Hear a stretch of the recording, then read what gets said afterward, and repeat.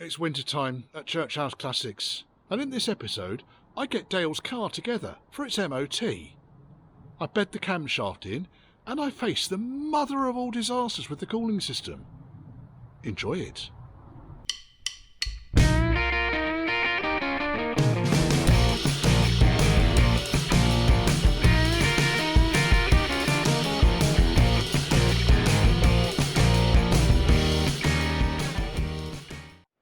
And now I've given you that teaser, please consider subscribing. Even if you get to the end of the video, hit the old subscribe button, hit the bell too, comment down below. All helps this sort of content get promoted to new people who've not seen it before. If you want to contact me, then it's Church House Classics, and that's all one word, @gmail.com. I do get back to every single email. There is only one of me. If you fancy supporting the channel, then there's a PayPal me link scrolling down here. Enjoy it.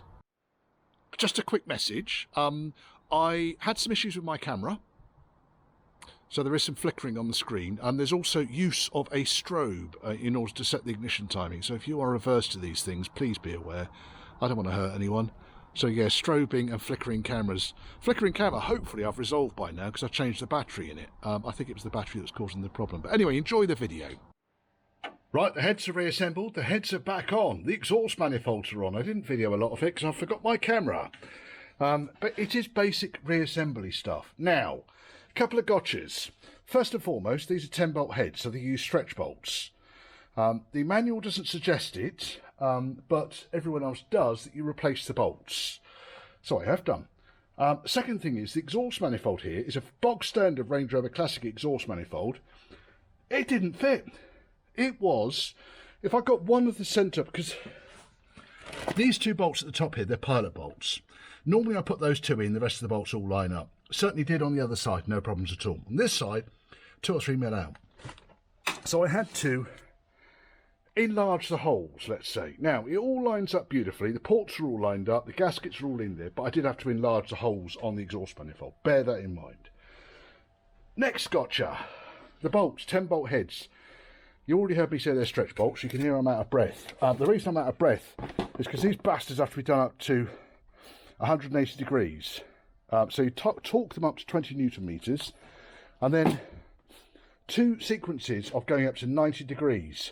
Luckily, Richie, around the corner, Penn Vehicle Services, thoroughly nice chap, had this. Whoa, that is a bit of kit. And even with that, that was fucking hard work, I'm going to tell you now. The first 90 degrees, no problems at all. And then work through the sequence and do the second 90 degrees. It was the last, I guess, 45 degrees. The last 45 degrees of movement really did need some kind of leaning. Now, on the left-hand head, the problem is you're pushing away, okay? So you've got to pull the pivot point towards you to make sure that the sockets, and I used a 6-sided impact socket on this as well, just to make sure it wasn't going to slip off.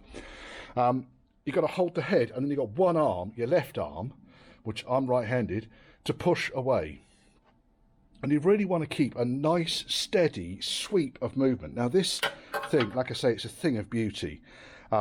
As you start to torque up, it tells you exactly how many degrees you've torqued. There's a light indicator on there as well, and then it beeps and buzzes when you get to your 90 degrees.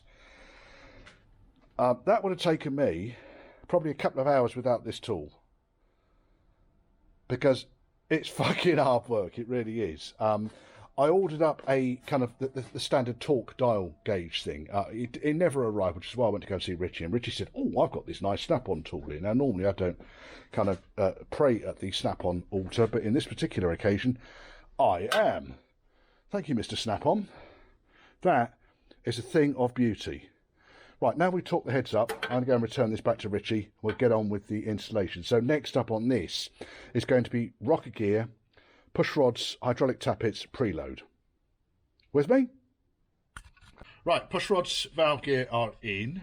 Have checked the preload on the tappets. So on the inlet and exhaust valves, I'm finding that they're somewhere in the region of 80 to 90 thou against a tolerance of 40 to 60 thou. Closer to 60 if you possibly can.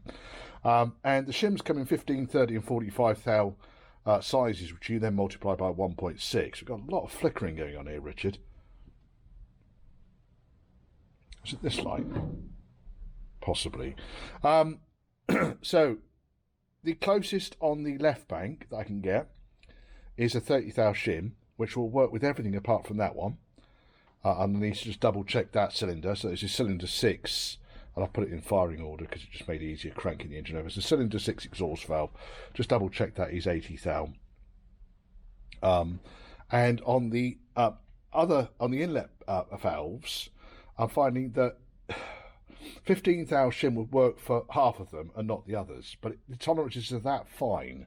Now these are brand new tappets, there's no oil in them whatsoever, because what I'm then finding is, as I am wedging my little kind of bent over pop rivets in below the spring clip, it may well be that I am pushing the top of the valve, top of the tappet down.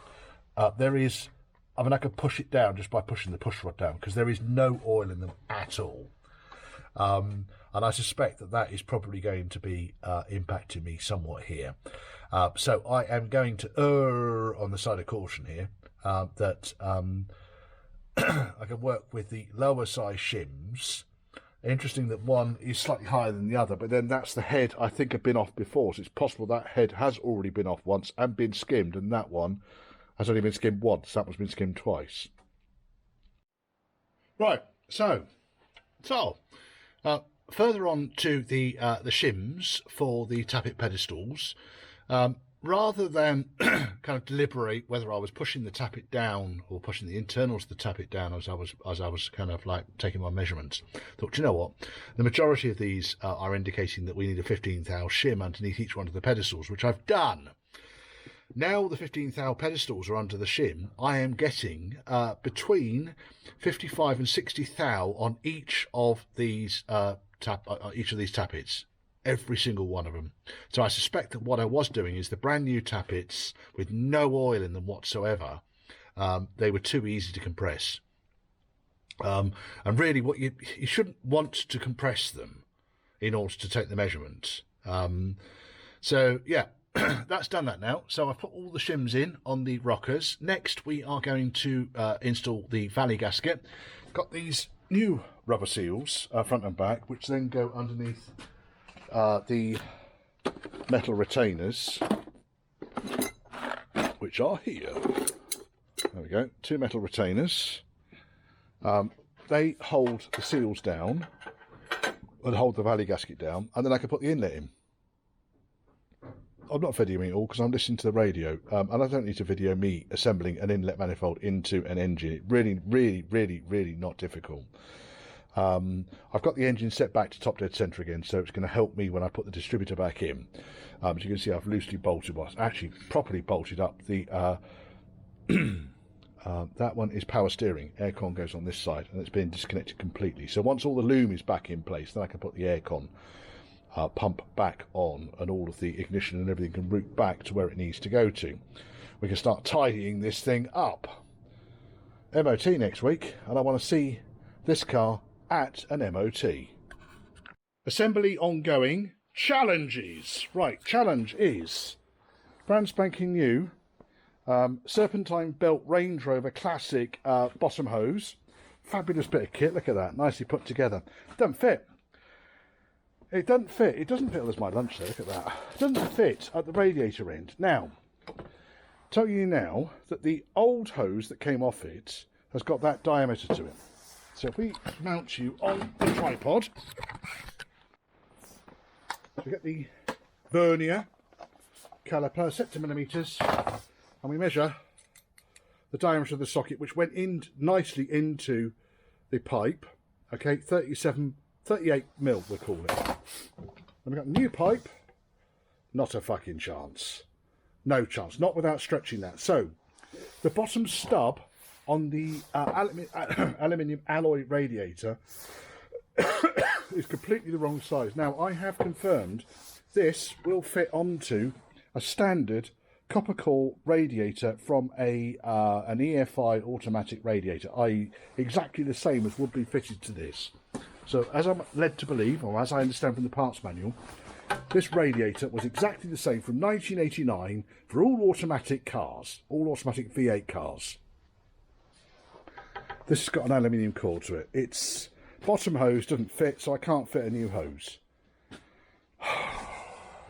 Love it. Anyway, if I can go back in the stash, or I'll leave it with the customer, and when he gets a decent radiator to put in the car, we can fit that. But at the moment, I've had to refit the old hose, which is not ideal, I'll be honest. Right. So I've got the exhaust downpipes are on, cats are fitted, lambdas are connected up, joined up the central section. The rubber broke. One of these chappies broke on the centre silencer. I can't get the fixing undone that it goes to, so for the time being it's zip tied. I'm working on things that it's going to need for the MOT rather than stuff that needs to be done. I've not videoed a lot of this, folks. I've been feeling fairly rough the last few days, so I've just been cracking on with it, head down, getting on with the job. So effectively what we've done here is I've replaced the regulator in the 100 amp alternator. I thought there were 120s on these, but never mind.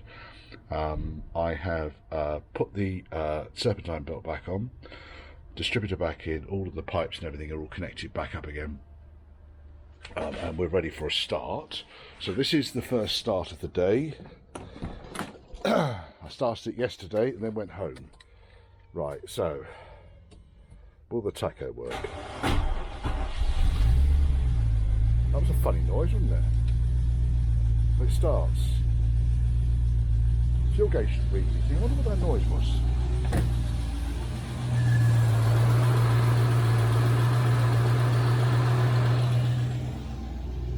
Is your aircon? No. Barely any fuel in it, Dale. That's not very helpful, is it? I'll give it some fuel. Now, ignition timing is out. Wants to go a bit further, a couple of degrees, not a lot. But that runs sweet enough, doesn't it? Right, let's get the distributor loose, adjust the ignition timing. Don't know what that fucking noise was. Right, what a 9/16 spanner.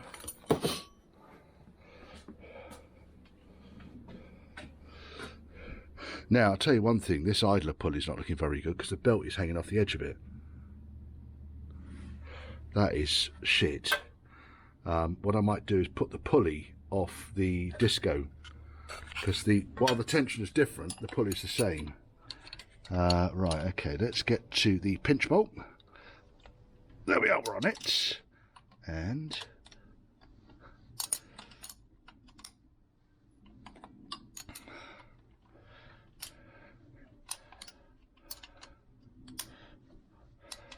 those new Tappets sound sweet, don't they? I've still got to bed the cam in, so I'm not going to run this thing for very long. So what I'm going to do is to whiz off, go and get some fuel to fuel the damn thing up, because Dale's dropped it off here with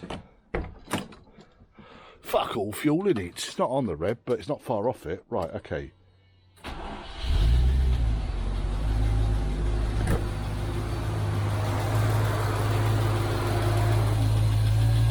Right, that noise was from over here. Power steering pump, I expect. Right, so let's rotate the distributor. I'm going to need to do this.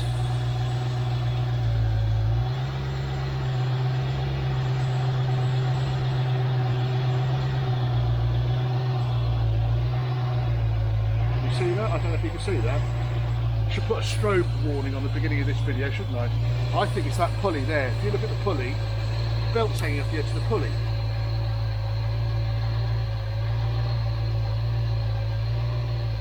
It's running sweet enough. Right, let's do that bolt up and then switch the engine off, go and get some fuel.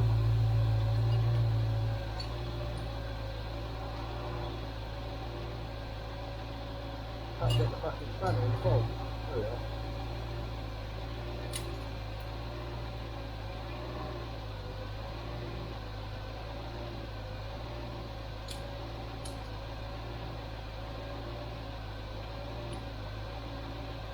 MOT for this afternoon. Right, let's see what that's gone to. Yeah, that's good. Right, switch it off, we go and get fuel.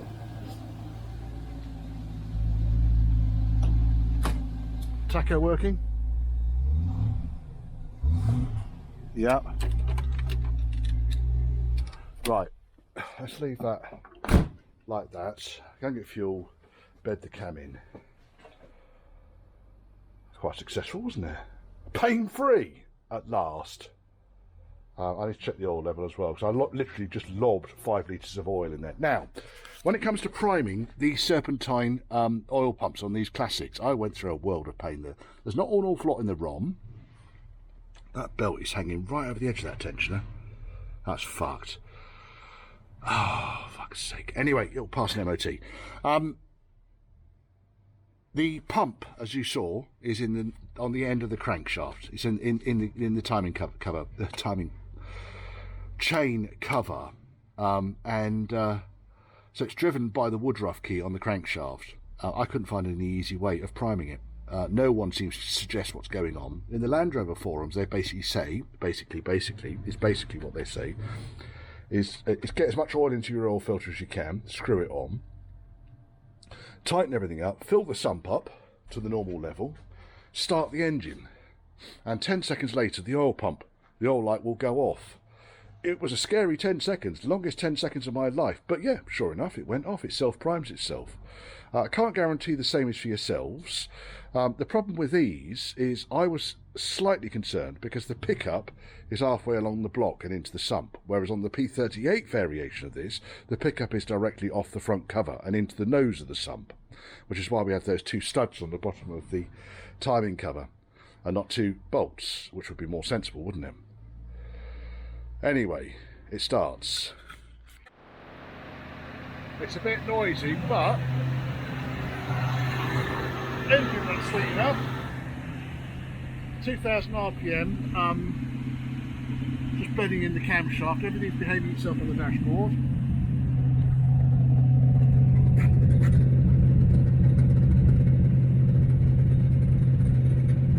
Not a shit with exhaust tail.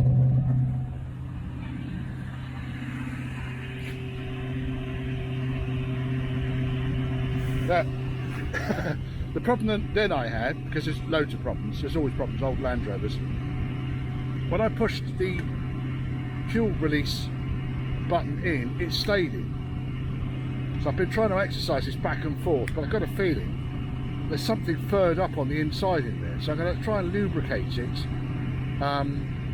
Maybe just take the connector off and see if I can do it on the bench. Everything else is working nicely here though. We should be starting to pressurise this. There's no fan count on yet, so I'm being careful. Yeah, we're starting to pressurise, which is good. So the cooling system's starting to pressurise. Probably put the heaters on the inside here, just because they are on already, and yeah, we've got hot air coming through the heater. That's good.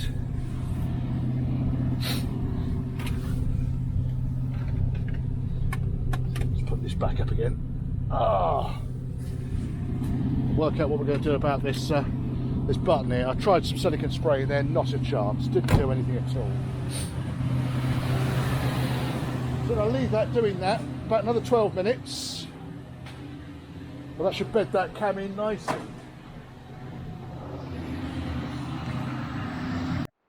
There's an alarming amount of pink gloop just been ejected out of the cooling system. Rainbows too. Look. And I'm thinking, what the fuck? I'll tell you where that's coming from, folks. And I'm not fucking impressed. Gearbox is full of water.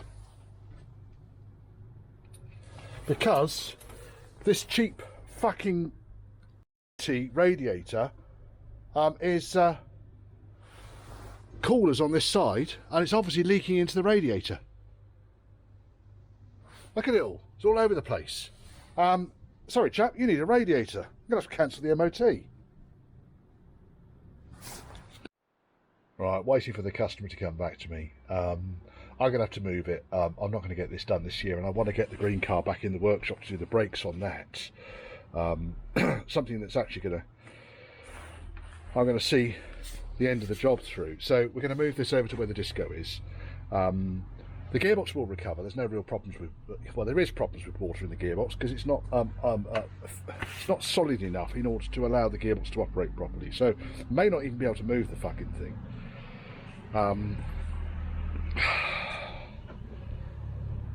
What a pain.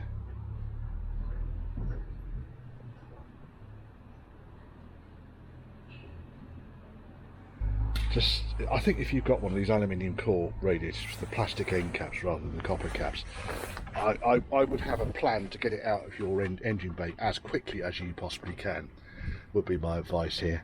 Just get rid of the fucking thing. They're a piece of shit. Whoever thought it was a good idea to replace a copper header tank with an aluminium one? Sorry, with a plastic one with aluminium caps on it. That's just rubbish. And this thing's showing signs that it's been leaking as well anyway. In fact, it is leaking. It's water down there. Or ATF. Yes, joy. Oh, joy. I've got to see how best we can do this now. Thursday before Christmas. What fun. And I'm feeling like a bag of shit as well, which is not helping. There's been a nasty cough and cold flu bug, and I'm coughing all night, so I'm not sleeping well. And I could do without this shit, I'll be honest. But there you go. That's part of the joy of working on these old vehicles with shit parts supply. Had that had a copper radiator in it, that wouldn't have done that. Oh, I don't know. Go have me lunch. Well, the old pink trail of destruction. Still pouring out. Put a box underneath it now to try and capture some of it. Fuck's sake. It's like the Emoco, because this has been a run aground.